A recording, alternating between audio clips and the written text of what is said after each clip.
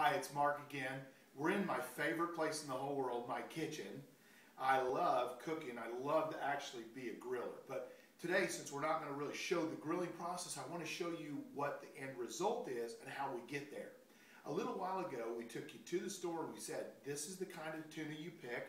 This is how you select it, and this is how much you should buy. What I've got here is less than 1 pound of tuna, and I cut it into 3 pieces.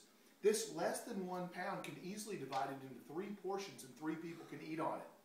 About 6 or 7 ounces of tuna is a very nice size. It comes out to be a portion of about this size right here, which is very nice. Okay, let's talk a little bit about what we're going to do.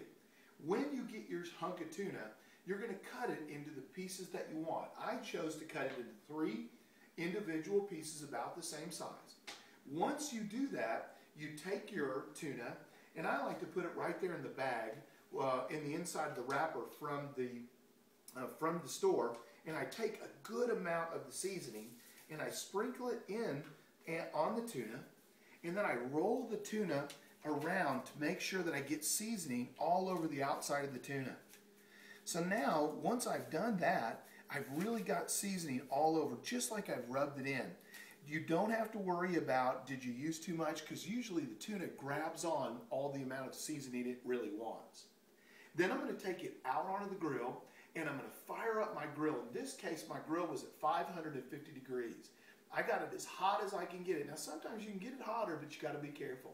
Here's the crazy thing about tuna. Maximum cook time, 1 minute 30 seconds per side. That's right. It's hard for people to wrap their brain around that. You stick it on the grill and you shut that lid. You time yourself for 1 minute 30. You open the lid, you take your tongs, you turn that tuna over and you set it down. You go 1 minute 30 more and pull it off. And what you get is a beautifully cooked piece of tuna where it's brown around the outside and the inside has that beautiful pink center.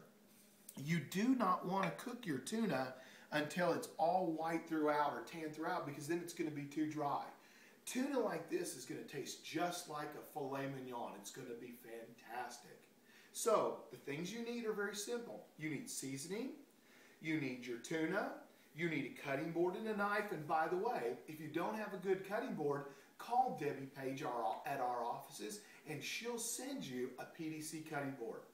Now that's all we're going to do today for this portion. Is we're going to talk about how do you cut portions, how do you grill it, and next we're going to look at the mix, the dipping sauce. How do we create the dipping sauce that we're going to put the tuna in that makes it out of this world?